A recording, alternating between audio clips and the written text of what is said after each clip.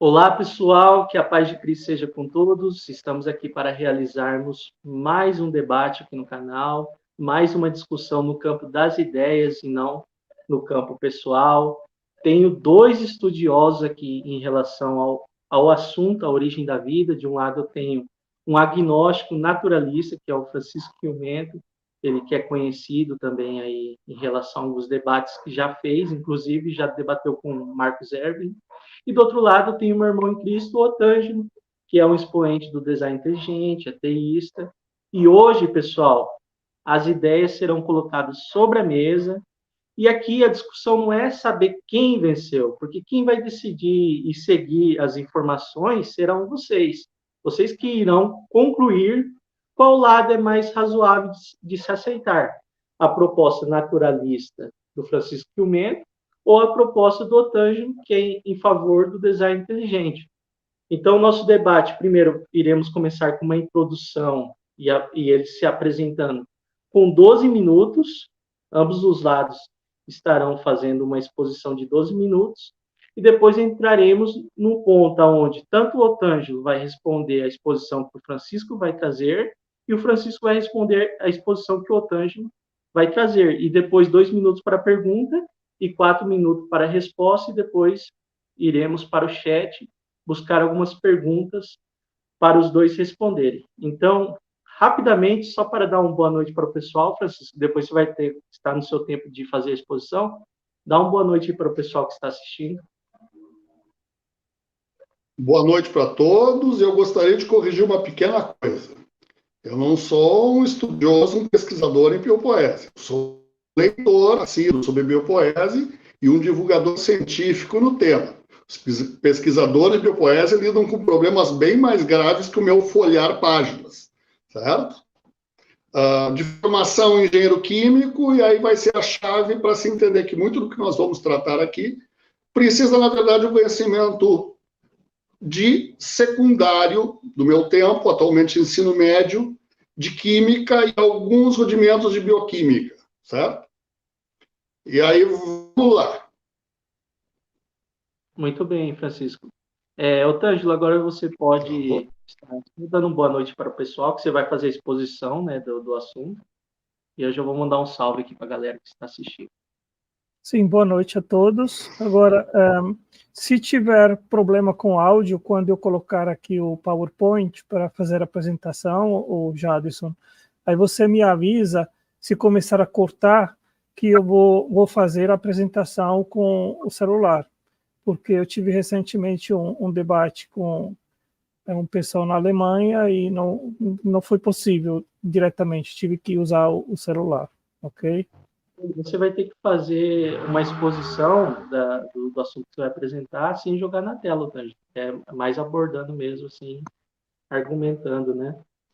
Mas é isso aí, eu quero mandar um abraço aí para o Telomena, que está aqui na audiência, a Sara, está conosco também o Vinícius Sena, aí quem mais está por aqui questionando tudo, o Edson, está também aqui o irmão Anderson, que é teólogo. Mas isso aí, vamos iniciar agora fazendo a exposição.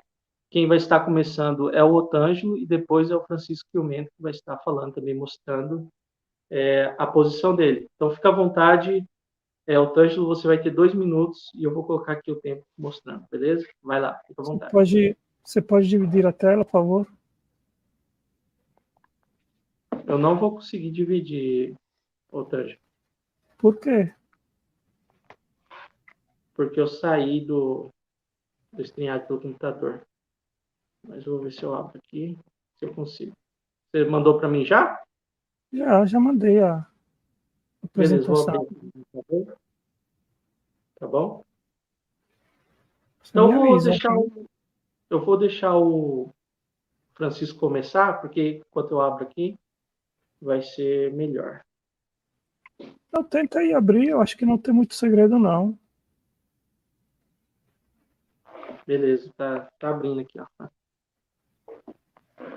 Mandar um abraço aí também para o Marden, que está na audiência, o pessoal está chegando. Vai ser uma discussão bacana acerca do assunto. Pessoal, deixa o like, compartilha também essa live. Depois que encerrar a live, deixa o seu comentário também, o que você entendeu, deixa a pergunta para os dois, se você ficou com alguma dúvida em relação ao assunto. Estou entrando aqui para lançar na tela.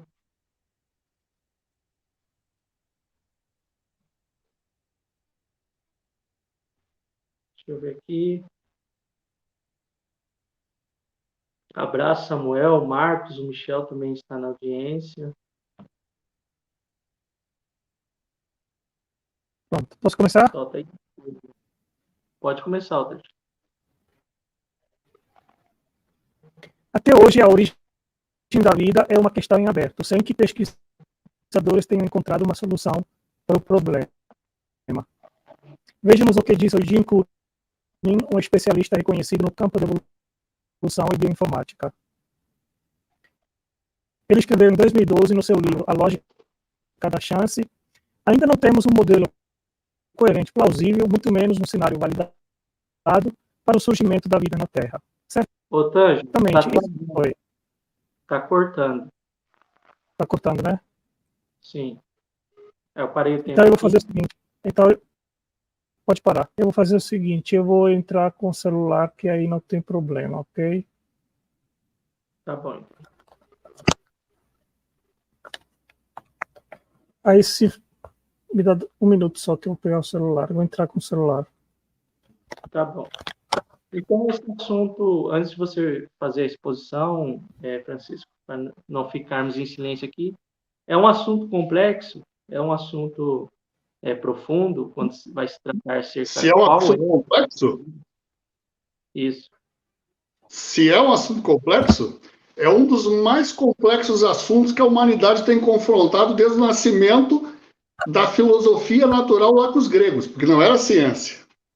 Ela tem um eixo, que é complexação, e ela tem ao redor desse eixo milhares de problemas, que inclusive alguns talvez jamais sejam resolvidos. Eles vão ficar para sempre em recônditos de mistério, na qual nós vamos fazer ideia de algo que aconteceu, mas não especificamente o que aconteceu. E talvez nós façamos coisas sintéticas, parecidas, que não foi o que a natureza fez. Mas eu não quero comer tempo puxando para mim do Otanjo. Deixa o Otanjo falar. Já está resolvido? Excelente. Então, nós podemos ver... Não, acho que não. Que nem eu aprendi uma vez fazendo um programa de rádio. Jamais deixa as pessoas no silêncio. O que tem que ficar bem claro é o seguinte, ó. É evidente, é indiscutível, é fundamental entender que o problema de origem da vida não é a evolução dos seres vivos. Pode ser chamado de um processo evolutivo no sentido que as coisas mudam no tempo. Aliás, a palavra evoluir vem desse sentido, de um rolar de pergaminhos. Mas é um problema totalmente separado por um fato do que seja a evolução dos seres vivos. Papo pro Otanjo de novo. Ele chegou aí. Vai lá, Otanjo, manda aí que eu vou aceitar aqui e voltei seu tempo, tá?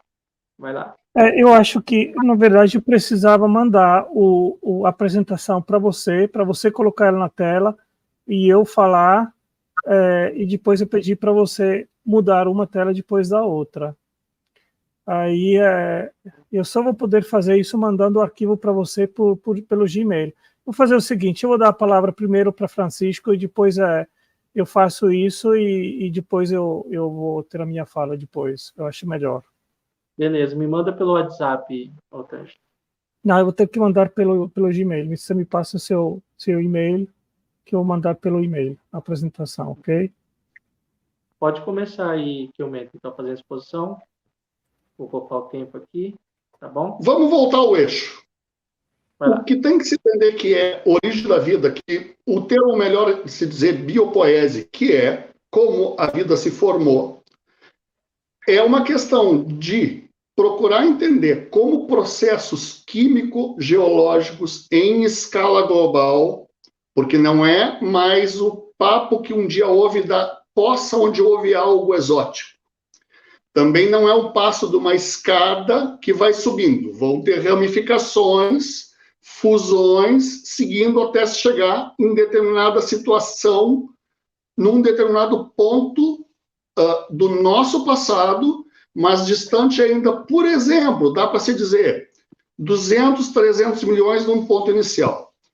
Esse eixo, fundamentalmente, é assim: moléculas que se formam a partir das moléculas mais simples da natureza, presentes no planeta, chovendo do espaço, ou presente, inclusive, no solo, nos materiais sólidos do planeta Terra primitivo, reações que vão ocorrendo, complexações dessas moléculas, crescente complexações dessas moléculas, até o ponto que elas passam a agir uma com a outra, formando ciclos que perpetuam essa existência dessas moléculas, a sua replicação, até o momento que esses ciclos se tornam ciclos com outros ciclos, que a gente usa, por exemplo, os superciclos. Os superciclos ainda se complexam com outros ciclos, formam hiperciclos, e, concomitantemente, esses processos dentro de regiões de abrigo, que é uma protocélula. Essas protocélulas vão ganhando mecanismos internos até o momento que forma o que é a base do que a gente chama de maquinário celular. Ainda que o termo máquina, como o termo fábrica, é perigoso como analogia. Nós vamos ver isso adiante, certamente, quando o Otângelo apresentar alguns argumentos. Esse eixo principal que eu apresentei agora, de complexação e surgimento de certos processos, ele é cercado de outros processos e outras coisas que têm que ser analisadas para se chegar lá. E é um terreno extremamente nebuloso da ciência, obscuro, porque num passado muito remoto do planeta Terra, na qual a agressividade do meio era muito intensa, e essa agressividade fez parte da produção desses fenômenos, é extremamente disperso pelo planeta do ponto de vista, eu vou usar mineral, mas tem que entender que estamos lidando com substâncias orgânicas, e inclusive orgânico-metálicas em alguns pontos. E não deixaram fósseis, porque da mesma maneira que é extremamente difícil encontrar fossilizações, resquícios, traços nos minerais desse período, é ainda mais difícil de coisas de escala molecular que aconteceram antes. Mas a gente entende a evolução química que chega à vida pela própria evolução do comportamento do planeta Terra como um todo. Isso mesmo que a vida não é um processo de escala, é um processo de escala geológica e planetária. Há características que podem ter propiciado a Terra a ser muito feliz nesse aspecto, mas não quer dizer que seja exclusivo. Ninguém está falando de astrologia ainda, não é esse o assunto. Mas é que a Terra tem certas características que são a sua estrela, tamanho, que preservação da atmosfera. Preservação da atmosfera com certas características para proteger a radiação da própria estrela. Presença de água líquida na escala que tem a ver com a massa dela. E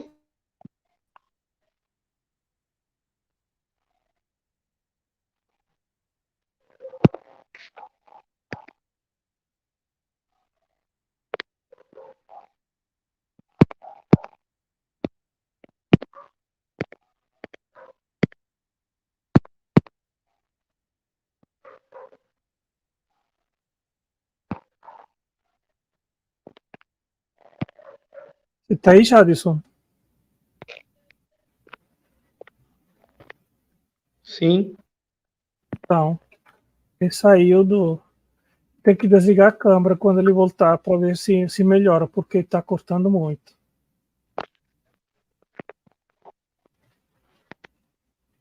Beleza. Você recebeu o arquivo? Não está abrindo no celular. Vai ter que fazer exposição mesmo. Vou parar o tempo dele aqui, que nem ele está fazendo. Parei o tempo, está 7 minutos.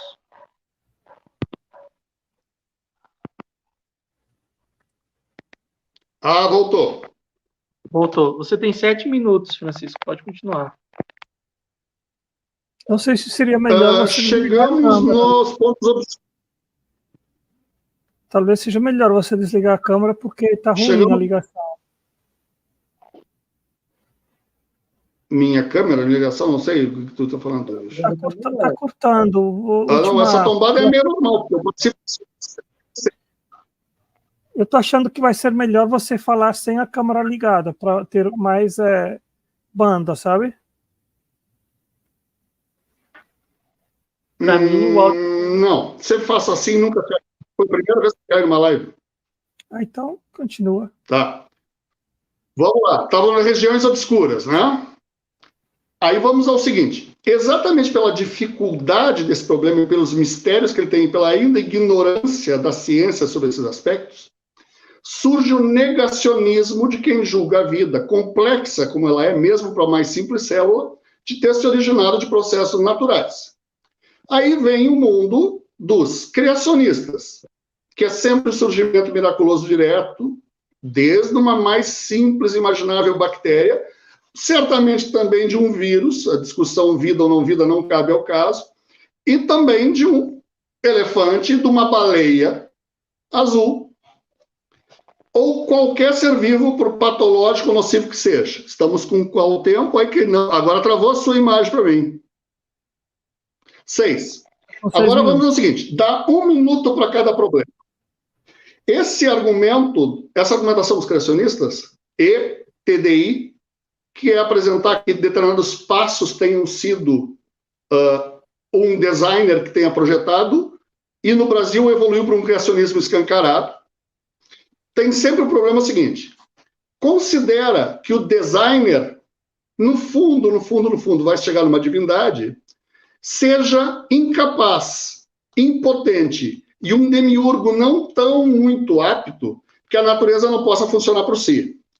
No segundo passo, uma falácia e um erro filosófico de que exista a demonstração de não ocorrência, que é a demonstração de não existência num ponto do passado.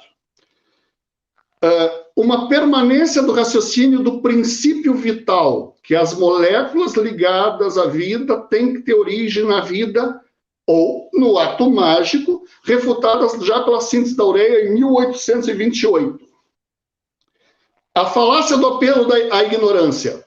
Se eu não sei, então é tal coisa. E aí uma argumentação negativa, que é um tipo específico de falácia do apelo à ignorância, que é eu não sei, então foi alguém assim, desconsiderando que possa ser trocentas causas, microscópicos exus quânticos, que nem eu gosto de ironizar, porque a argumentação tem que partir para a ironia para mostrar até o absurdo que ela é. E, no final, a negação permanente de descobertas científicas. E hoje nós vamos assistir algumas. Dou por encerrado a apresentação do tema. Beleza, Francisco. Agora o Otângelo, 12 minutos, se apresenta, fala aí a sua posição, Otângelo. Vai lá. Sim, você recebeu a apresentação no PowerPoint? Não abriu aqui no meu celular e nem no computador. Vai ter que ser falando. Então, vamos tentar mais uma vez, e se estiver cortando, aí eu só vou falar sem apresentar os slides. O jeito, ok? Eu tinha fechado o StreamYard, tem que abrir de novo, mas pode mandar aqui que eu vejo. Comece apresentando, Otângelo. Fala da sua formação, como você conseguiu a gente, eu só o tempo consigo mandar o slide. Eu tinha deixado um pouquinho o Francisco falar também, quando caiu você da live. Eu vou Deixa eu só aqui. abrir ela aqui para você poder abrir ela do seu lado.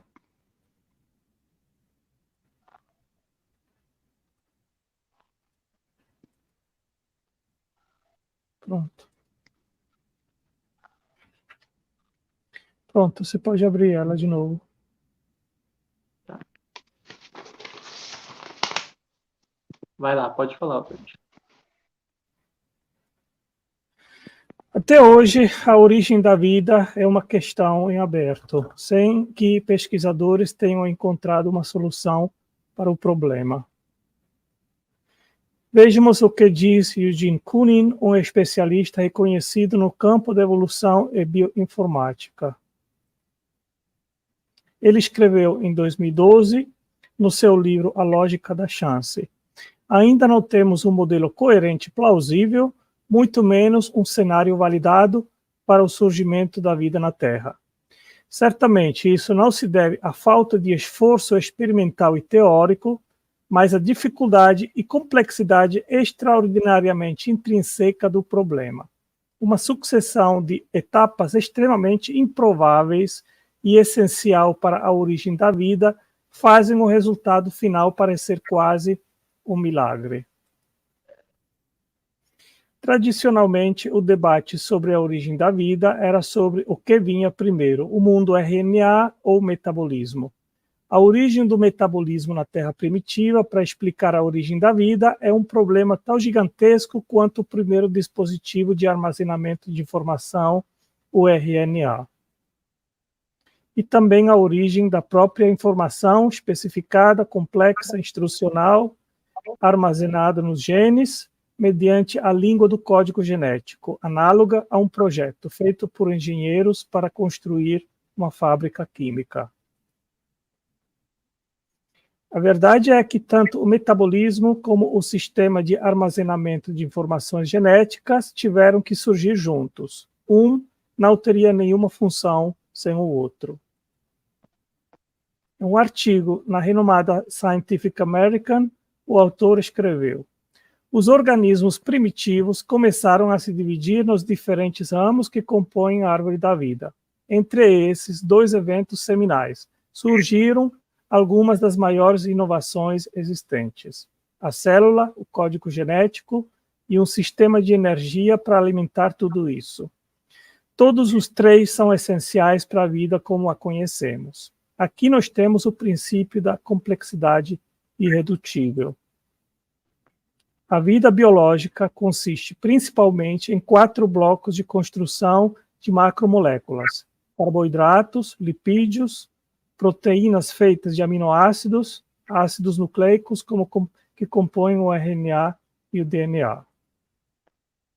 Um bloco de construção importante dos 4 são os aminoácidos. Toda a vida precisa de 20 em certos casos 22 aminoácidos. Sua função principal é atuar como a unidade monomérica na síntese de proteínas. Os cientistas estimam que havia mais de 500 aminoácidos naturais na Terra na época em que a vida se originou. E aqui reside um dos grandes problemas da origem da vida supostamente não guiada.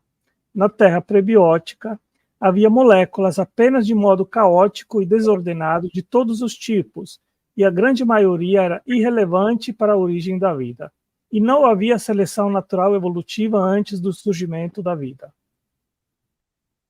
No artigo científico O papel da seleção natural na origem da vida, o autor escreve nas considerações finais: quão bem-sucedidas são as teorias RNA primeiro, RNA depois, metabolismo primeiro, em esclarecer a origem da vida como um processo evolutivo, até agora, nenhum desses paradigmas pode reivindicar apoio experimental decisivo. Vamos deixar bem claro isso. Não há evidências empíricas testadas em laboratório que moléculas se auto-organizam, selecionam e autorreplicam por mecanismos evolutivos para seja o que for. E no artigo científico O Paradoxo do Asfalto, Steve Banner, investigador reconhecido no campo da biopoésia, escreve: uma enorme quantidade de dados empíricos estabeleceram, via de regra, que os sistemas orgânicos dotados de energia e deixados a si mesmos evoluem para dar misturas inúteis asfaltos. Os relatos da literatura ao nosso conhecimento fornecem exatamente 0 observações confirmadas onde a evolução surgiu espontaneamente de um sistema químico em desenvolvimento. É impossível para qualquer sistema químico não vivo escapar da involução para entrar no mundo darwiniano dos vivos. Lipídios que fornecem compartimentos são pouco robustos em relação a pequenas perturbações ambientais, como uma mudança na concentração de sal, a introdução de solventes orgânicos ou uma mudança de temperatura. Isso significa, para mim, pelo menos, o primeiro checkmate para hipóteses não guiadas para a origem da vida. O próximo problema é de entender por que a vida usa 20 aminoácidos e nem mais e nem menos. Outra questão relevante é, por que esses 20, em alguns casos, 22 aminoácidos são usados na vida e no outro conjunto? Formar estruturas de proteínas solúveis e estáveis com núcleos compactados são essenciais para estabilizar proteínas e formar uma estrutura rígida com locais de ligação bem definidos. E isso requer a variedade de aminoácidos usados nas células. Uma seleção de diferentes aminoácidos hidrofóbicos permite mais opções para construir um núcleo de proteína fechado, em um encaixe de bolso para permitir desempenho de uma variedade de reações enzimáticas. Por outro lado, as proteínas exigidas na superfície, por exemplo, das membranas celulares, requerem cadeias hidrofílicas. Os cientistas descobriram que o conjunto usado pela biologia tem uma série de propriedades surpreendentemente não aleatórias que se destacam muito claramente. O artigo congelado, mas não por acaso, por que as 20 aminoácidos padrão foram selecionados, concluiu de maneira notável. Descobrimos que existem excelentes razões para a seleção de cada aminoácido. Em vez de ser um acidente congelado, o conjunto de aminoácidos selecionados parece estar próximo ao ideal. O outro artigo da revista Nature relatou em 2015. Conjuntos que cobrem o espaço da química melhor do que o alfabeto codificado geneticamente são extremamente raros e energeticamente caros. Os aminoácidos usados para a construção de proteínas codificadas podem representar um ótimo global em grande parte.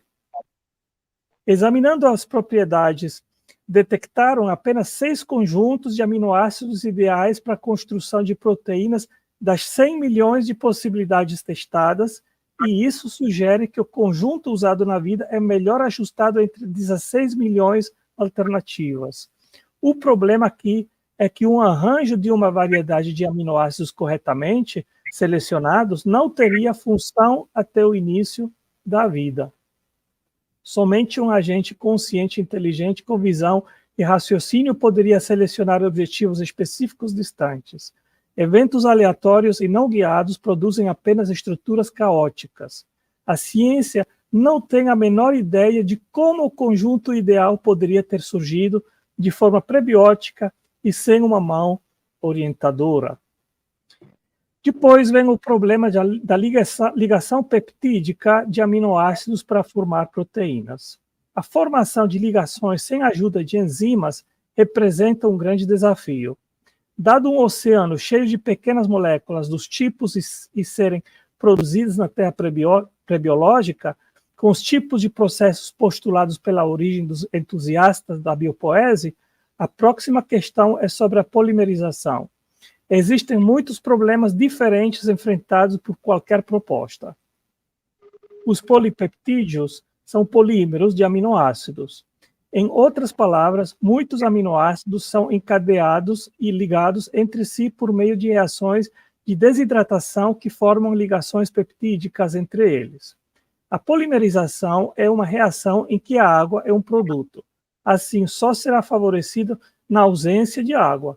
A presença de precursores em um oceano de água favorece a despolimerização de quaisquer moléculas que possam ser formadas.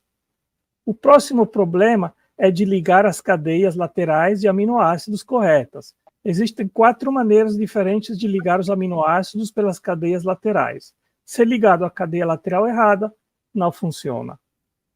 As proteínas são polímeros lineares formados pela ligação do grupo carboxila de um aminoácido ao grupo amino de outro aminoácido. Para formar uma cadeia, e que é necessário para formar proteínas, é necessário que apenas monômeros bifuncionais reajam juntos, ou seja, moléculas com 2 grupos funcionais para que se combinem com outros 2. Se um monômero unifuncional com apenas um grupo funcional reage com a extremidade da cadeia, a cadeia não pode crescer mais e nessa extremidade. Todos os experimentos de simulação prebiótica produzem pelo menos 3 vezes mais moléculas unifuncionais do que moléculas bifuncionais. Mas apenas a homopolimerização permite a formação de estruturas primárias funcionais usadas nas proteínas. Obviamente, não houve seleção natural da formação certa na terra prebiótica. A falta de seleção natural prebiótica significa checkmate para hipóteses não guiadas para a origem da vida. E, por fim, eu vou apresentar um argumento positivo porque acredito que Deus criou a vida. As células têm uma descrição codificada de si mesmas em formato digital armazenado em genes e tem um maquinário para transformar esse projeto por meio da transferência de informação de genotipo para fenotipo, em uma representação idêntica em formato 3D analógico. A realidade física dessa descrição. A causa que leva à funcionalidade de uma máquina e de uma fábrica só foi encontrada na mente do engenheiro e em nenhum outro lugar. E, por fim, uma pequena introdução, uma pequena surpresa para quem tiver interesse, meu novo livro sobre a origem da vida, o nexo RNA-DNA, revelando o ajuste fino na maquinária molecular da vida, na escala atômica, e o paradigma do design inteligente foi lançado e publicado hoje na Amazon, e está disponível em formato Kindle, com mais de 1.100 páginas. Com isso, termino aqui minha introdução. Deu quase tempo, hein? Faltou agora 15 segundos só. Agora o Francisco vai ter 5 minutos para responder o que o Antônio falou, para falar aí. Responder não, vamos fazer pequenas críticas. Isso. Primeiro, moléculas se complexam. E isso é facilmente entendido pelos PAHs, hidrocarbonetos poliaromáticos. Anéis de benzeno, que já é uma coisa complexa, que com outro anel de benzeno sofre ação de radiação e vão se complexando. Por incrível que pareça, é um mecanismo relacionado à formação do grafite, que é totalmente mineral. Mas tem outra coisa.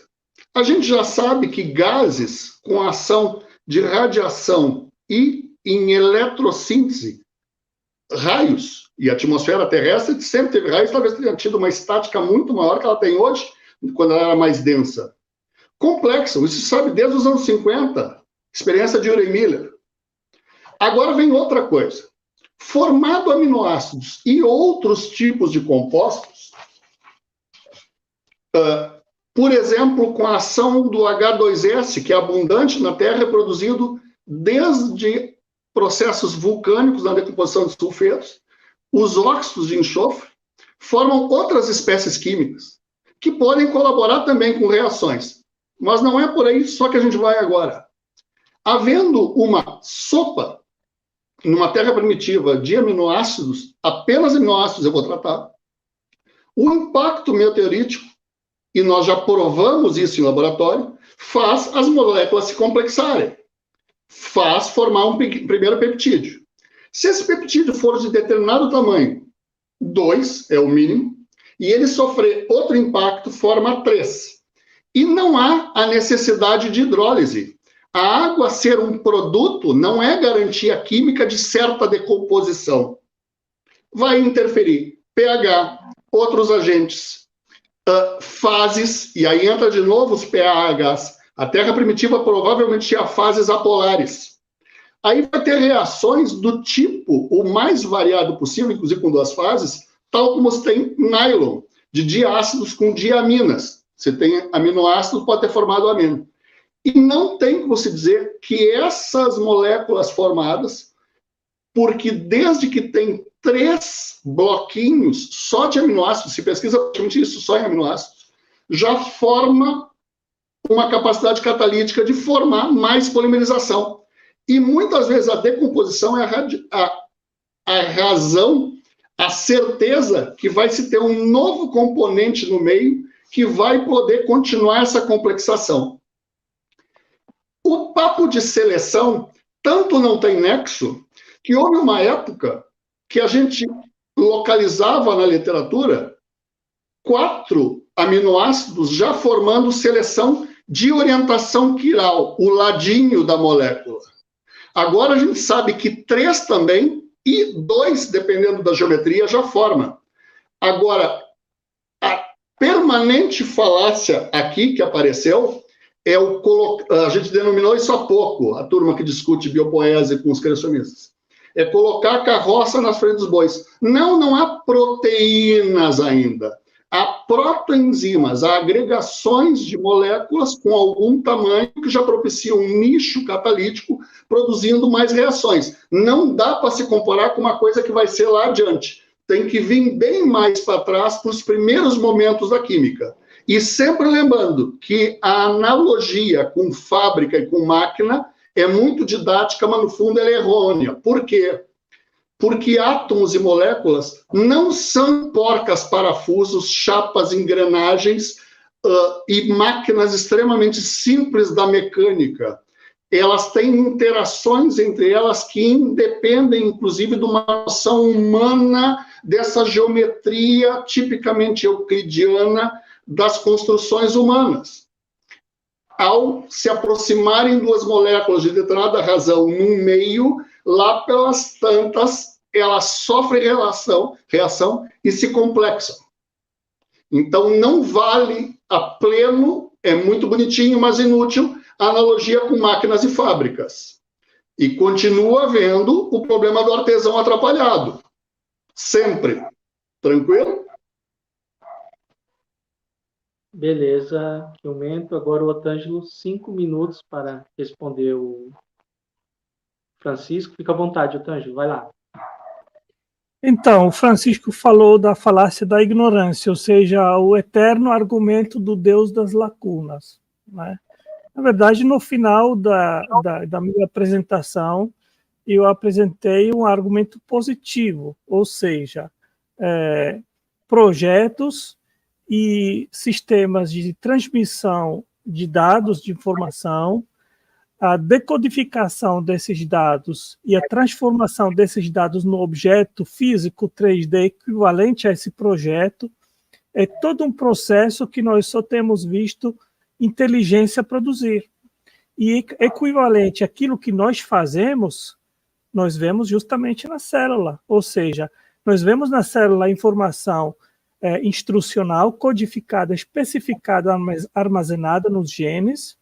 Essa informação ela é transcrita, depois traduzida por um idioma, que é o código genético, e ela é transformada no ribossoma em proteínas, que são as máquinas celulares. E depois, no final, vai ter a autorreplicação de todas as partes da célula replicada, e você tem a célula filha. Esse é um processo análogo ao nosso método e processo de fabricação.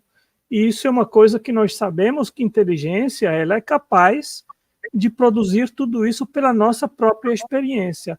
Mas nós nunca temos observado mecanismos estocásticos, caóticos, não guiados, gerirem tanto informação codificada como um idioma, como o código genético, e máquinas complexas que dependem de várias partes que trabalham em conjunto para depois, no final, se tornarem linhas de produção, quase praticamente literalmente, que nós vemos nos caminhos metabólicos, várias proteínas, uma depois da outra, e elas pegam o substrato cru, transformam num produto intermediário, passam para a próxima máquina molecular, a próxima proteína, ela continua o processamento, às vezes 5, 6, 7 vezes, como numa fábrica. Aí, no final, você tem um produto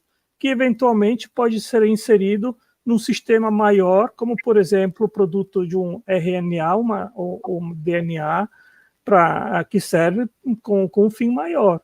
Ou seja, isso, na verdade, são sistemas complexos, a um nível muito maior do que o ser humano consegue fazer. E além do mais, você precisa de sistemas de checagem de erro e correção em todo o trajeto. Ou seja, você começa com a checagem de produção de DNA e RNA, e até mesmo o ribossoma tem 13 sistemas diferenciados de checagem de erro e de conserto. Para você saber que alguma coisa está errada, primeiro você precisa saber aquilo que é o certo, para depois poder comparar aquilo que é certo com aquilo que está saindo errado, e eventualmente quando você faz a observação que algo está errado, aí você usa os mecanismos necessários para consertar. E em certos casos, uma proteína que não é perfeita, ela pode ser chaperonizada, ela pode ser transformada de forma que no final ela pode ser usada, ou se o produto não é funcional, tem os mecanismos que descartam, ou seja, eles fazem a reciclagem, se tornam de novo monômeros que depois podem ser reutilizados na célula. Ou seja, é extremamente engenhoso isso, do mesmo jeito como nós fazemos a reciclagem. Além do mais, precisa de regulagem, ou seja, a célula ela tem sistemas de feedback extremamente sofisticados que regulam, por exemplo, a produção de DNA e RNA, para sempre ter uma homeostase, uma quantidade certa de produtos que são precisos e necessários na célula. E assim vai, ou seja, a comparação da célula a uma fábrica química complexa, ela é não apenas uma analogia, mas ela é, de fato, podemos falar das células como fábricas químicas no sentido do termo, efetivamente. Ou seja, isso para mim são evidências absolutamente extraordinárias de que a vida ela é o resultado de um designer inteligente. Acreditar que tudo isso veio por acaso, para mim, não faz sentido. Deu tempo. Francisco, agora você vai ter 2 minutos para fazer uma pergunta para o Otan. Você pode comentar alguma coisa enquanto ele falou. Você faz uma pergunta, ele vai ter 4 minutos para responder, pode usar todo o tempo ou não. Depois o Otan faz uma pergunta para você e você vai ter 4 minutos para responder. Então, fica à vontade. Vai lá, faz a pergunta. Certo. Tranquilo. O Otângelo falou, permanentemente fazendo a falácia da carroça na frente dos bois. Tanto que ele tratou de célula, DNA, RNA, produção de estabilidade num ser vivo, o mínimo que seja. E nós estamos tratando ainda de complexação química, que eu já mostrei para ele que a complexação ocorre. Ele despreza um monte de coisas que nós levaríamos aqui uns mais outros 6 minutos no mínimo para apresentar. Eu quero saber como é que ele colocou de novo essa estabilidade, quando na verdade a instabilidade é uma chave para a vida continuar existindo. E por que eu falo isso? Por incrível que pareça, nós vamos tratar de vida. Os vírus variam, certo? Tornam-se mais letais. Nós assistimos mundialmente isso recentemente. Que bom que a vida erra. Por quê? Porque aí pessoas ficam mais aptas, com certas características, a resistir à doença. Então não é erro nem acerto, é sobrevivência. Só que, mais uma vez, você coloca que já tem que estar lá os passos completos. Você não tratou de formação dos primeiros passos de uma genética, por exemplo, algo próximo do PNA. Não tratou de RNA e já pulou para o DNA, que é lá adiante. Então, eu gostaria de saber o seguinte, você vai voltar a tratar da sua teimosia clara, expressa agora que as moléculas não se complexam e se polimerizam e formam nichos catalíticos? Pergunta bem simples, direta, agora nos 20 segundos que falta. Você vai continuar negando que moléculas formam por si nichos catalíticos que propiciam novas reações? Beleza. Deu tempo. Otângelo, 4 minutos para responder. Vai lá, meu amigo, fica à vontade. Sim, Francisco, absolutamente eu nego isso pelo que eu expliquei na introdução. O problema que não havia seleção natural na terra prebiótica é um problema gigantesco que nenhum bioquímico solucionou. Você tem uma caos de moléculas na Terra primitiva, mas a vida ela usa apenas 4 macromoléculas, e nós sabemos que, por exemplo, RNA e DNA não existiam na Terra prebiótica. E nós sabemos que a célula ela usa um maquinário extremamente sofisticado e complexo para sintetizar com vias metabólicas esses blocos básicos de construção da vida. E isso justamente é um grande problema, que em inglês eles falam de catch-22, ou seja, o que veio primeiro, a galinha ou o ovo?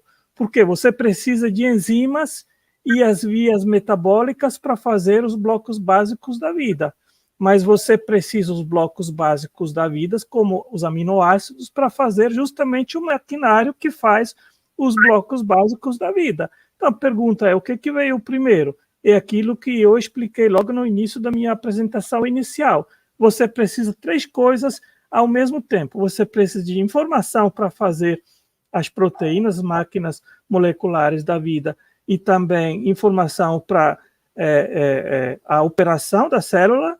Você precisa dos blocos básicos da vida e você precisa de energia ao mesmo tempo. E um sem o outro não tem função nenhuma. Como é que você consegue?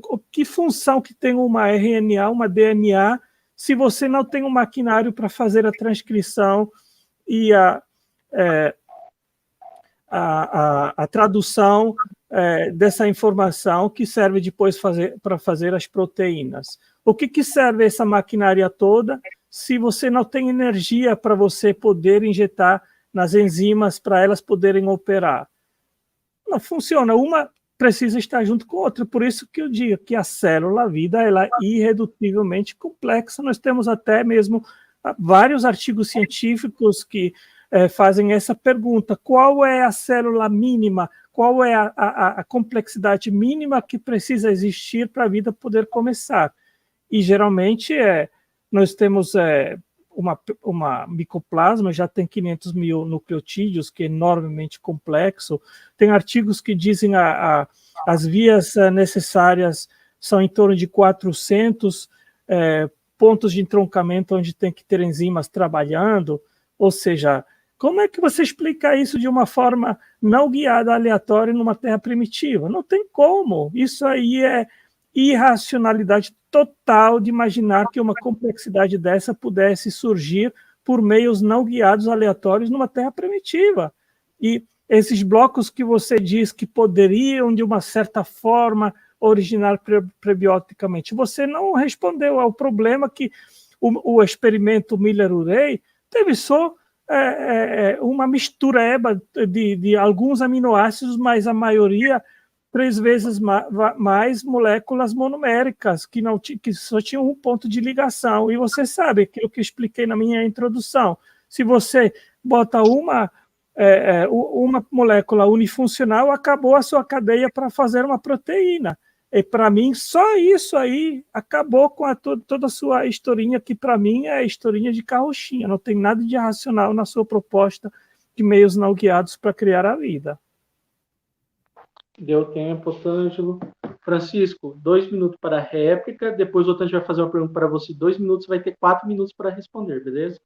Então agora é só 2 minutos para a réplica. Pode começar. Rapidinho.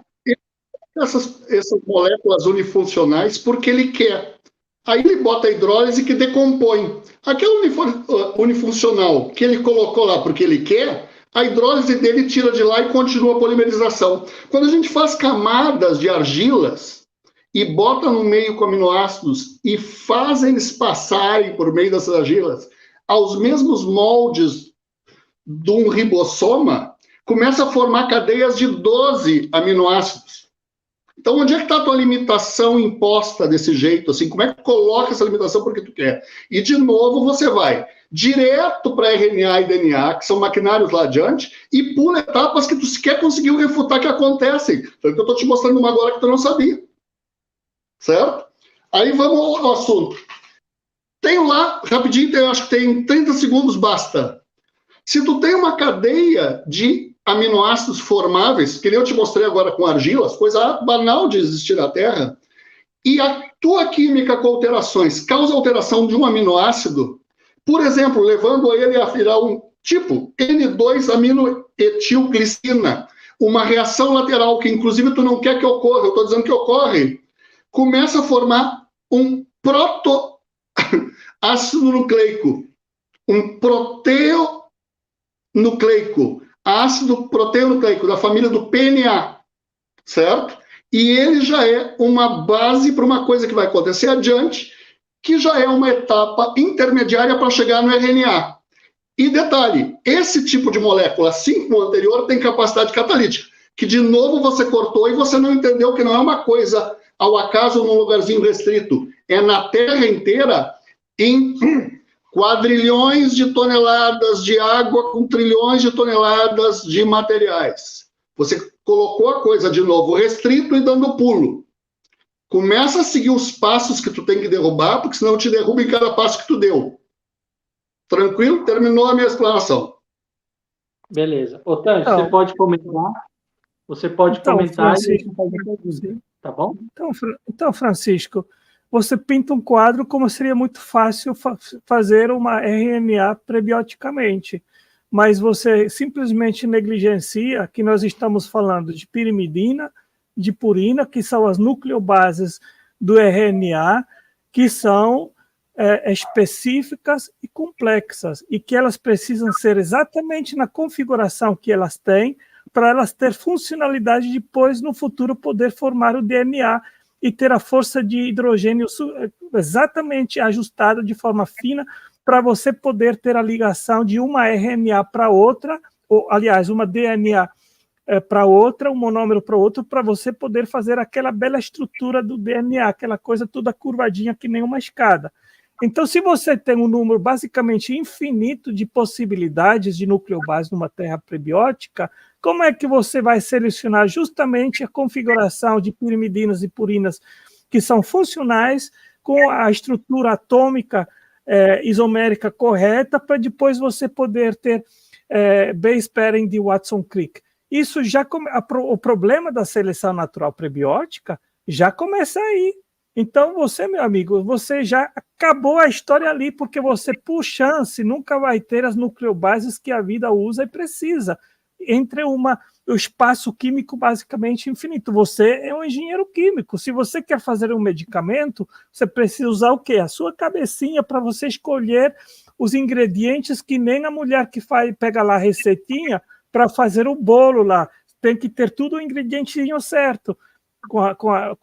Para fazer o medicamento é a mesma coisa, com RNA é a mesma coisa, você tem que selecionar aquilo que funciona.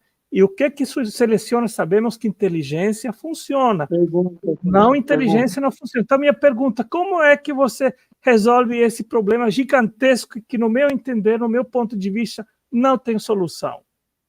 Beleza, 4 minutos você vai ter agora, Francisco, fica à vontade, vai lá. 4 minutos. Que bom que é 4, porque agora a coisa vai complicar um pouco. Primeiro, a disponibilidade das nucleobases nós já sabemos de onde veio. Eles são aminoácidos modificados e outras substâncias modificadas. Tanto que a gente já detectou eles no espaço, não tem gravidade formando pressão, meios líquidos, etc., formando essas moléculas. Elas se formam também por outros caminhos. Vamos dizer que essas da Terra sejam só desses processos dos moldes de aminoácidos. Bom, você pulou e afirmou a impossibilidade do PNA ter capacidade catalítica. Da mesma maneira que você continua esquecendo que as enzimas atrás, proteínas, peptídeos, não vamos dizer nem enzimas nem proteínas, têm capacidade catalítica. Agora vem o próximo passo. Temos o PNA. Ele agrega uma moléculazinha solta por ali de 4 carbonos. Treose. É um monossacarídeo, certo? Aspas, açúcar, para usar um termo mais simples, que não é decomponível pelo calor e começa a formar uma molécula que está começando a aparecer RNA adiante, certo? Nota que desde a enzima do PNA, região do PNA, e agora região desse tipo que se chama ácido treonucleico, o ácido nucleico da treose, você negou capacidade catalítica. Eu vou pular. Eu vou direto para o RNA como uma modificação do TNA. E agora vem o seguinte. Ele tem capacidade catalítica, ele atua como um mecanismo de preservação de dados de informação. Não precisa do que os vírus vivem muito bem matando Deus e todo mundo por aí, baseados em RNA. E entramos na hipótese do mundo de RNA. E a chave de entender isso é o seguinte: ele é mais, tem mais motilidade, forma conformações diferentes, tem seu próprio registro de informação genética e atua com uma enzima. Se atua com uma enzima, pode atuar, obviamente, com uma polimerase. E pode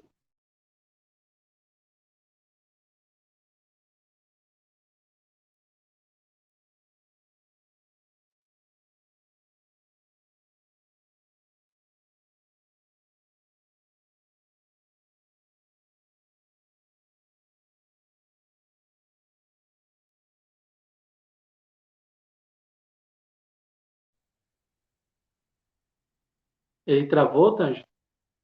Foi. Tem que esperar ele Sim. voltar. Onde é que a gente começa a observar isso? No desenvolvimento de pesquisas com replicação de RNA in vitro, produzindo descendência e variação. E essa variação pode ser propícia, gera mais capacidades e preserva-se ainda mais. Travou de Sim. novo. Você tinha travado. Agora.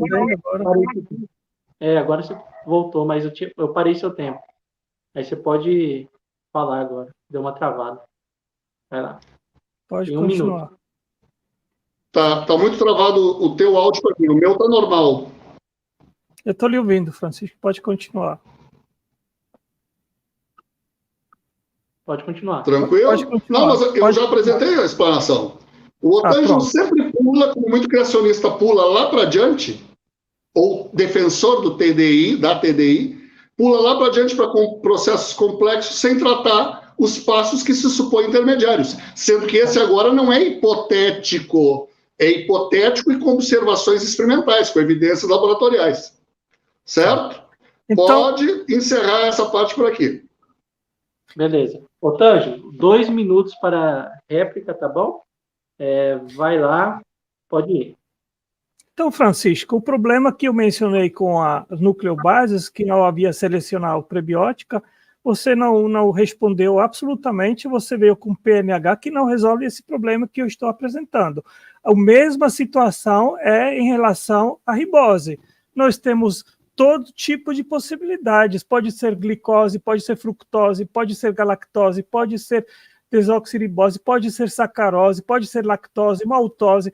Tem um número gigantesco de possíveis açúcares prebióticos, com 1, 2, 3, 4, 5, 6 carbonos. Como é que a vida selecionou justamente a ribose, que é, inclusive, a mais instável de todas elas, e ainda mais por cima, ela é quiraldextra, e a vida só usa ela dextra. E nós sabemos que a maquinária da vida, ela faz ela dextra, mas você tinha também a quiralidade mista na terra prebiótica, e você sabe que você só pode usar a ribose dextra. Você não tem solução, o Francisco. Aquilo que eu estou apresentando aqui nessa hora, para todos nós, os que estão escutando, eu digo para vocês, isso que estou apresentando é cheque-mate. A sua historinha é historinha de carrochinha. Quem fica escutando o seu vocabulário técnico, que não entende, acha que você apresenta com firmeza, acredita que você é químico, isso, aquilo, outro, acredita em tudo aquilo que você fala. Mas eu digo aqui claramente, a sua historinha ela é balela, porque não existia seleção natural prebiótica. Isso significa cheque-mate para a origem da vida, sem alguém que guia a construção da vida. Beleza. Francisco, você vai responder já o Otângelo. Ambos os lados tiveram tempo para fazer pergunta e resposta e para réplica. Agora os dois terão 4 minutos. O Francisco, eu vou fazer uma pergunta para ele, ele vai poder responder. Já o Otângelo, ele vai ter 4 minutos para responder a minha pergunta e também o Otângelo que fez. Depois fazer uma pergunta para o Otângelo, que ele vai ter 4 minutos para responder tanto o Francisco como a minha pergunta. Francisco, sendo você naturalista, por que não é necessário inteligência, na sua visão, para a origem da vida? Você vai ter 4 minutos para responder. O que não é necessário? Inteligência. Por que não é necessário o quê? Inteligência para a origem da vida. Não, mas você pode colocar inteligência. Você pode colocar inteligência. Sutil é o Senhor, a boa frase de Einstein. As moléculas foram criadas tão capazes, os átomos, as partículas atômicas foram criadas tão capazes que elas produzem as reações por si. Inclusive aquelas reações de catálise, desde enzimas as mais simples, desde peptídeos as mais simples, depois complexações desses peptídeos, que o Otângelo insiste em tirar do jogo porque é conveniente a ele, porque acaba a seleção. Sendo que, inclusive, a seleção de quiralidade, que é uma coisa de extrema inteligência, as moléculas fazem sozinhas. Essa que é a questão. Sempre existe a permanente falácia da defesa do TDI de tirar coisas que estão lá presentes, ação catalítica de peptídeos, e colocar coisas que ainda não eram para estar presentes, tipo o DNA, que é bem mais adiante, que na verdade é uma ferramenta do RNA de preservar dados. A chave não é o DNA para produzir tudo, muito pelo contrário. Então é essa a questão. A natureza se basta, e talvez filosófica ou teologicamente, ela se baste exatamente porque a divindade, em quem acredite nela, de quem acredite nela, seja extremamente capaz, extremamente poderosa ao ponto de criar a natureza podendo operar por si sozinha sem precisar dele fazer um trabalho árduo de coordenar moléculas. Cá entre nós é um desperdício até ético, né? Respondido. Beleza. Otângelo, você vai ter 4 minutos agora e a pergunta para você é o contrário. Por que é necessária inteligência, na sua visão, um design inteligente para a origem da vida? E já responde o Filomeno também. Você tem 4 minutos, fica à vontade. Vai lá. Eu vou ler aqui 14 pontos. Seleção natural. Não houve seleção natural na Terra primitiva. No mundo vivo, máquinas moleculares complexas são pré-programadas para fazer os blocos de construção da vida, exatamente conforme necessário. Nesse livro que eu lancei hoje, Francisco, eu apresento a maquinária que faz justamente o RNA e DNA. E ela é extremamente complexa e sofisticada. Inclusive, tem algumas enzimas e proteínas que são feitas de 50 mil átomos, que você precisa ter um átomo no centro de reação, no lugar certo, para você ter reação enzimática. E são enzimas necessárias para a vida. Como é que você explica essa colocação no lugar certo, do aminoácido certo, com o átomo no lugar certo para você ter essa reação? Explica isso por meios aleatórios não guiados.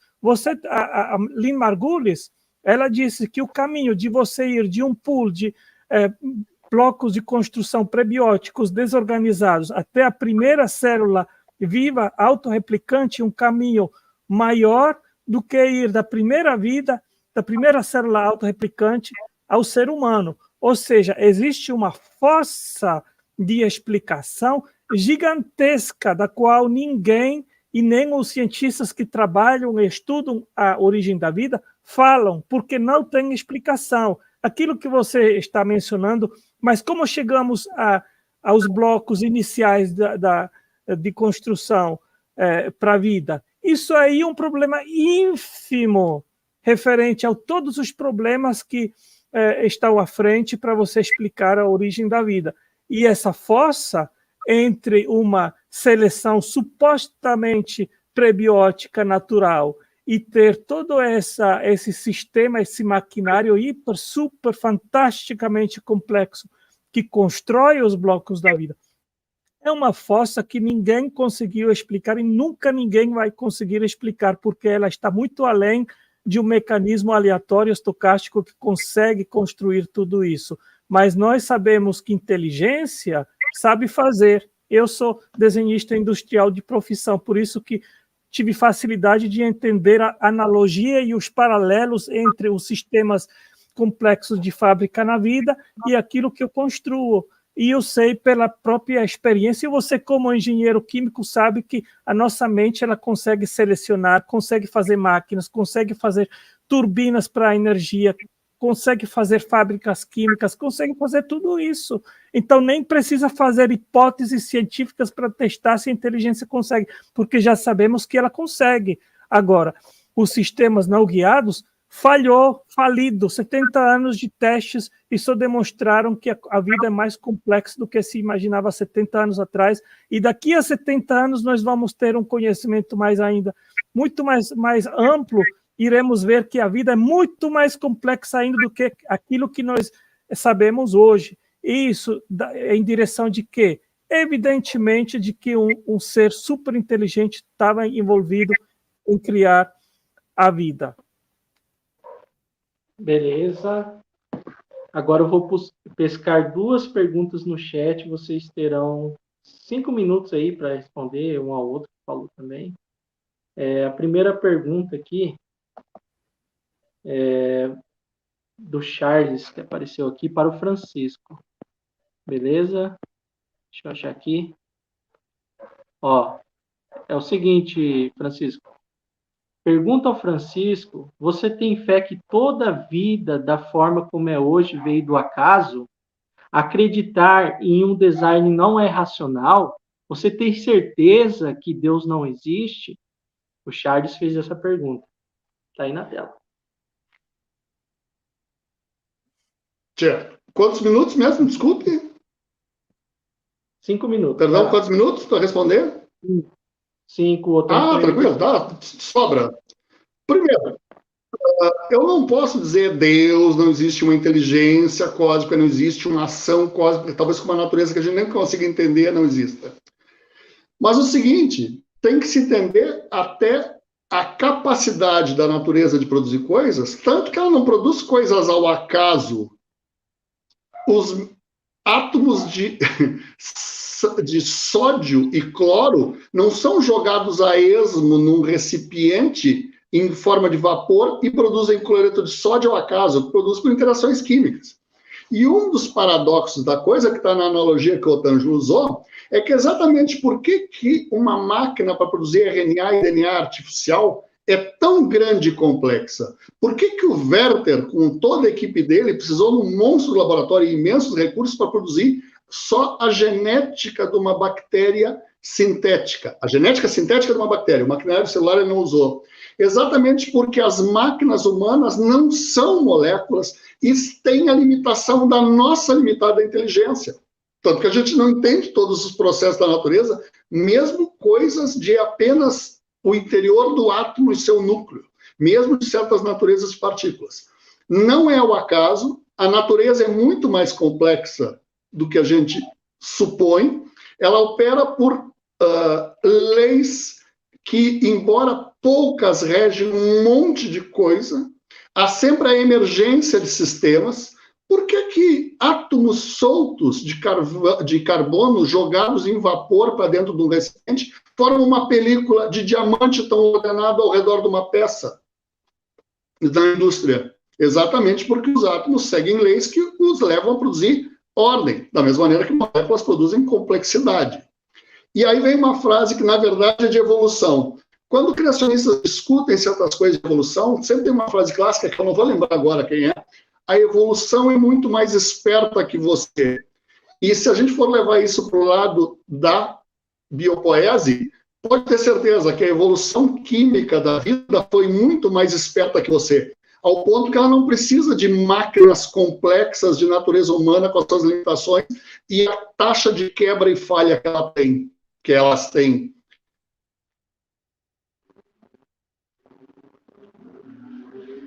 E travou. Enquanto ele volta, eu vou ler o superchat aqui que mandaram. Vou colocar aqui na tela. O Edson, opinião de palpiteira, disse assim: parabéns pela mediação, Jadson. Está legal de assistir. Respeito mútuo. Parabéns ao Quilmento e ao Otanjo. Então, ele está elogiando aí a mediação e a postura, tanto do Otângelo como do Francisco. Vou voltar aqui para ver se o Francisco já voltou. Ele caiu, o tempo dele já está pausado, ele ainda tem 2 minutos e 25. Você veja uma pergunta para mim que eu respondo enquanto ele não volta e depois você passa a palavra para ele de novo. Fizeram uma pergunta aqui, Otângelo. Ele voltou já, tá? Vou colocar ele aí, depois eu Então, peço. Beleza? O Francisco voltou. Rapidinho, já tinha passado pelas máquinas humanas. Não, a natureza não opera com máquinas complexas. Não, nem precisa. Ela não opera com máquinas na escala humana, ela opera com moléculas. Ela é muito mais eficiente. A natureza é muito mais eficiente que uma inteligência humana. Então não se pode comparar os atos de uma inteligência humana com os processos da natureza. A humanidade tem a infelicidade de tentar entender o que a natureza faz por si. Certo? Beleza. Obrigado, Francisco. Agora a pergunta para o Otângelo. Você vai ter 5 minutos, Otângelo. Ela é de cunho filosófico. O Marcos fez assim, ó. Ele fez a pergunta. Otângelo, qual é a inteligência que criou Deus? Isso não tem nada a ver com a origem da vida, né? É uma pergunta um pouquinho fora do escopo da live, mas veja, nós temos uma seleção limitada de possibilidades referente a origens. Uma é que o universo existiu eternamente, a segunda é que nada criou o universo, e a terceira é que Deus criou o universo. O nada é a ausência de qualquer coisa e não pode criar alguma coisa. Então, essa hipótese está exclusa. A segunda é que o universo sempre existiu de uma forma ou de outra, que tem muitos que sempre dizem a energia não pode ser, só pode ser transformada, ela não pode ser criada, não pode ser eliminada. Mas essa aí é uma proposição que tem dificuldades filosóficas enormes, ou seja, a segunda lei da termodinâmica diz que a energia que pode ser utilizada para exercer trabalho ela é limitada, e um dia ela vai se exaurir e esgotar, e depois o universo entra num estado de morte térmica, e isso aí é evidência que o universo ele foi criado. Temos toda a cosmologia do Big Bang, que também aponta para uma singularidade que a gente pode fazer uma extrapolação que ela é perfeitamente lógica, razoável e válida, de que o universo teve que ter o início. Agora a pergunta, quem criou Deus? Eu acredito que algo sempre existiu, e isso aí é o criador do universo. Ele não teve uma causa, ele simplesmente sempre foi. E como eu sou cristão, na Bíblia está claro que diz eu sou, ou seja, isso significa que Deus sempre foi. E outra é eu era, eu sou e eu serei, ou seja, sempre existiu. Então Deus não foi criado por outro Deus. E se fosse isso, teria uma regressão infinita, que também não é possível. Então, eu acredito que a existência do universo ela é uma clara evidência de que um Criador que está acima do mundo físico, que não é físico, que é atemporal e que é super, hiper inteligente, criou o universo e a vida. Obrigado, Otângelo. Agora uma pergunta para o Francisco, ele vai ter 5 minutos também para responder. Depois vou puxar mais uma pergunta para o Otângelo, depois entraremos para as considerações finais de cada um. A pergunta, Francisco, não é ligada à origem da vida, né? É ligada à evolução, mas você pode responder, não fizeram pergunta específica.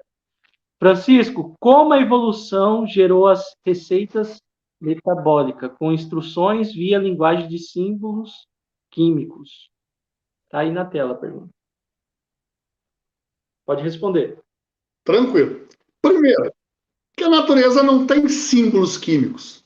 Quem tem símbolos químicos é a ciência humana tentando tratar, por exemplo, de elementos até moléculas. O nome de uma molécula é um conjunto de letras que forma um símbolo, uma palavra, um termo. A natureza não tem isso. Um átomo de sódio, eu vou pegar um mais fácil das pessoas pensar até pelos números. Um átomo de nitrogênio, ele não é o símbolo N, não tem o nome de nitrogênio. A gente que deu esse nome a ele. Tanto que, na outra época, se chamava até de azoto, inclusive em português. Mas o caso todo é o seguinte. essas instruções são dadas por essas estruturas de agregações, organizações de moléculas. Isso não adianta, porque mesmo com o papo dos TDIstas e criacionistas, é assim, exatamente o que o Otângio está argumentando, que é aquelas estruturas. Não é porque há uma nomenclatura, há uma estruturação. Aí que vem que a analogia do código genético com livro, com texto, é extremamente perigosa, porque não se tratam de coisas parecidas.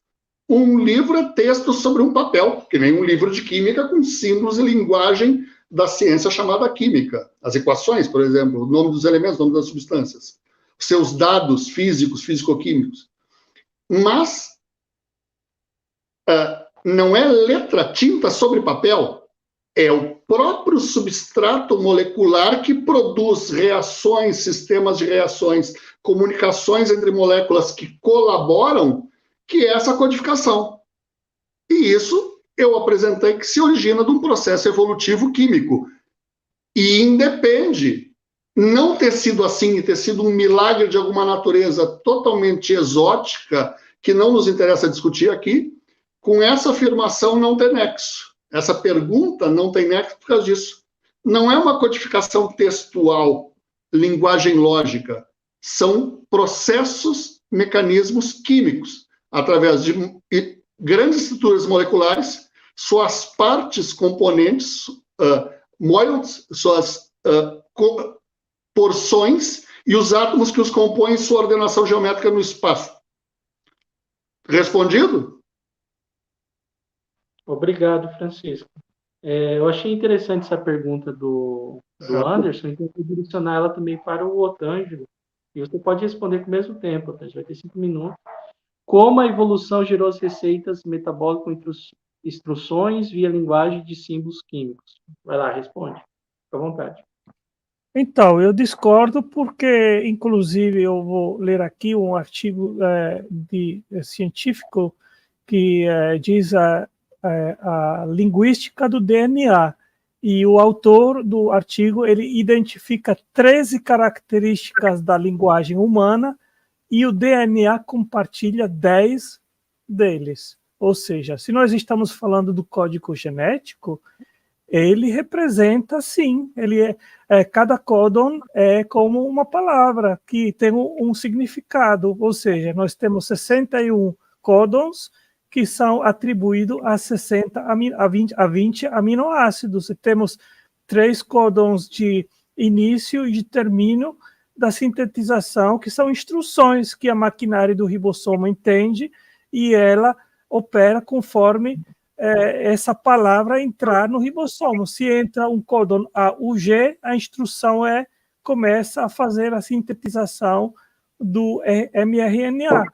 Quando entra um AG, que é outra palavra, que é o sinal stop, termina a sintetização e termina e esse aí depois faz a dobra dos aminoácidos para se tornar uma proteína, ou seja, você tem lá claramente um significado simbólico, e evidentemente a grande pergunta e o enigma científico, que ninguém tem uma resposta a isso, como é que surgiu o código genético, que inclusive é essencial para a vida, de uma forma aleatória, não guiada? E os grandes cientistas como o Kuhn e outros dizem isso, o maior dos problemas na biologia tem sido um problema nos últimos 50 anos, e eu faço a previsão que será o mesmo problema daqui a 50 anos, porque todas as possíveis hipóteses naturalistas já foram exauridas, foram pesquisadas, pensadas, e não chegaram a um lugar nenhum. Por quê? Porque o código genético por si só, ele não tem função nenhuma, ele precisa toda a maquinária de tradução, precisa do ribossoma, dos tRNAs, das sintetases, precisa todo esse conjunto para poder fazer a tradução do RNA mensageiro, e precisa um código genético. Então, isso aí, para mim, é mais um checkmate em forma literal na cosmovisão naturalista e a da proposição do Francisco. E, mais uma vez, temos sim significado simbólico, sim. O códon, ele tem significado porque ele é atribuído a um aminoácido. E isso aí não tem explicação naturalista. Isso, mais uma vez, aponta para um designer super, hiper inteligente. Tem outra. O código genético, como o seleto grupo de aminoácidos, é a composição mais robusta que a ciência tem descoberto, com o menor número de mutações possíveis e uma robustez na tradução da mensagem do mRNA para se tornarem proteínas. Ou seja, mais uma evidência absolutamente fantástica de um criador que tem criado a vida.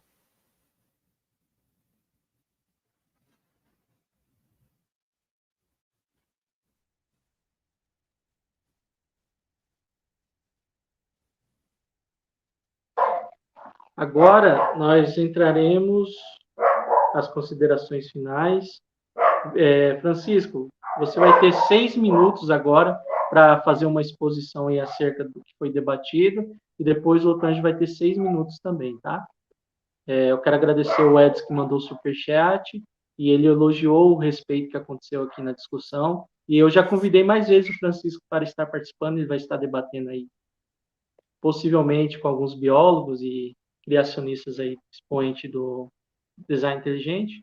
E é isso aí, galera. A discussão foi no campo das ideias, foi um debate saudável, e está com as considerações, o Francisco, 6 minutos, tá? Vai lá, fica à vontade. Olha, eu garanto que eu faço em menos. A questão toda é a seguinte, ó. Eu, talvez mais que muita pessoa por aí, ainda mais no meio, vamos dizer, que frequenta redes sociais e internet, sei o tamanho do problema que é a biopoese. Mas uma cultura em filosofia da ciência, e mesmo numa natureza mais íntima do que é o conhecimento científico, sempre aprendi que, assim como a justiça é serena, ela não pode ser mais agressiva que o assassino que ela está julgando, a ciência é humilde. Ela sempre tem uma posição de, opa, vai lá que eu esteja errado. Aliás, isso é a base da falsibilidade. Né?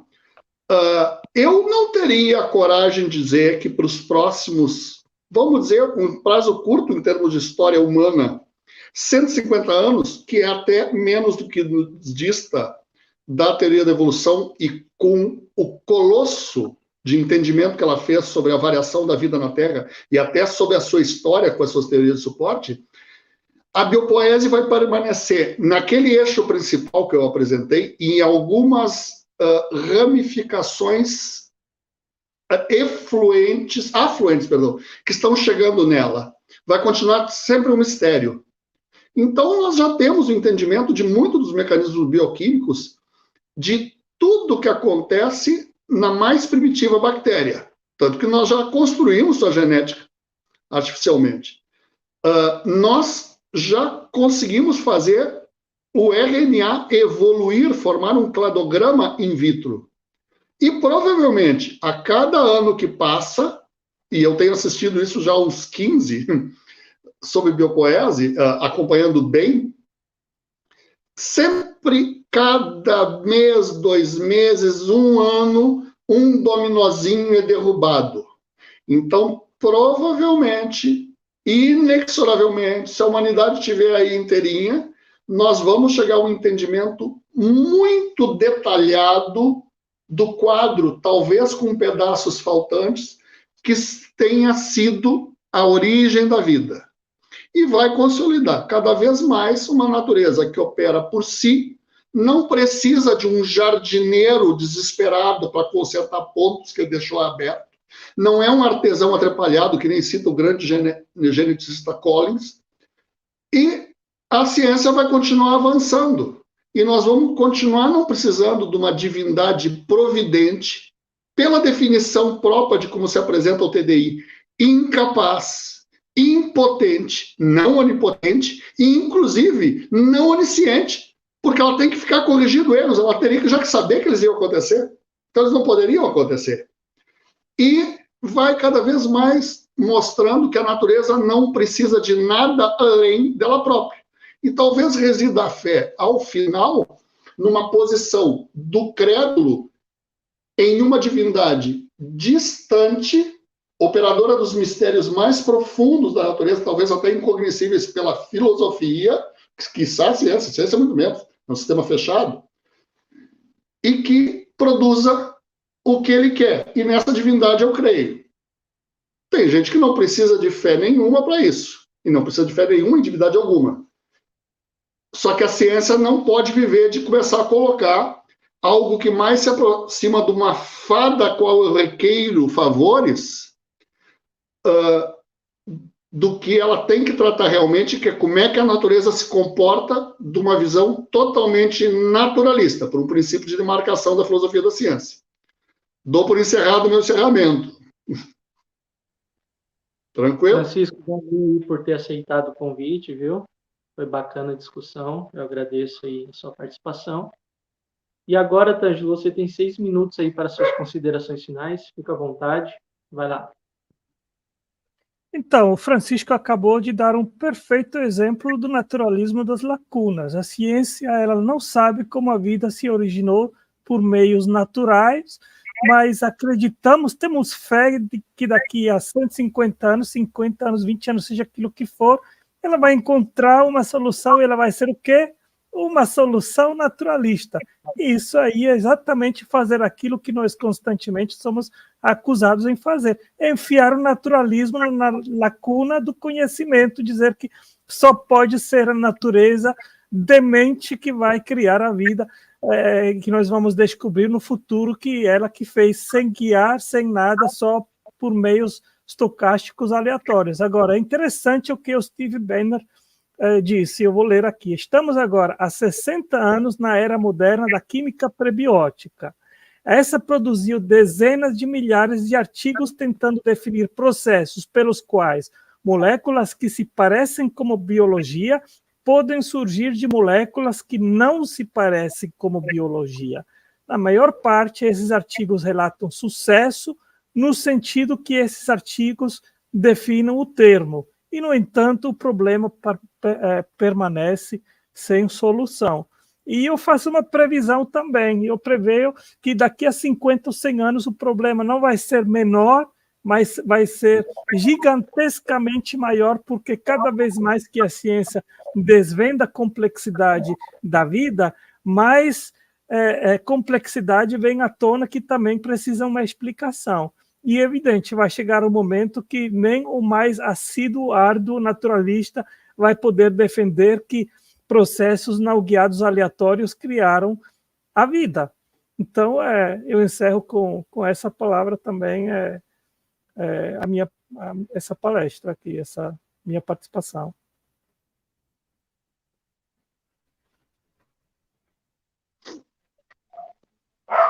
Beleza. Pessoal, eu quero agradecer a todos que estiveram na audiência. As ideias foram colocadas sobre as mesas. Eu peço que você tire a conclusão sobre o que foi falado. Cabe a você analisar e ver qual posição é mais plausível, é mais aceitável, ou design inteligente, ou como foi proposto aqui pelo Francisco Quilmento, processos naturais. Beleza? Eu agradeço aos dois debatedores, tivemos uma discussão saudável, e é isso aí, é o público que vai analisar e julgar, né, qual posição é melhor. Tá silencioso, Francisco. Não saiu o seu áudio. Agora. Entrou ou não? Sim, agora foi. Agora entrou? Não, obrigado pelo espaço. Consegui me conter com o Tângelo, que volta e meia a gente tem uns atritos bem feios por aí. Eu gostei demais certo? Estou à disposição para os próximos aí, que se você deseja. Vou procurar me comportar direitinho. Tem que abafar um pouco a minha fama de mal. Às vezes os ânimos alteram, mas é aquilo que eu sempre falo aqui nos debates, né? Não precisa levar para o lado pessoal, porque a questão é você colocar sua ideia, é o que você acredita e defende, e o pessoal vai analisar, né? Tem muitas pessoas que têm dúvidas aqui no canal em relação à discussão, à existência de Deus, ou inexistência, ou evolução, ou não evolução. E aí o pessoal apresenta e o público decide no que vai acreditar. Valeu, Francisco Quilmento, valeu, Otângelo, e até a próxima live, pessoal. Tchau, tchau. Até a próxima. Deus abençoe. Até a próxima. Até a próxima.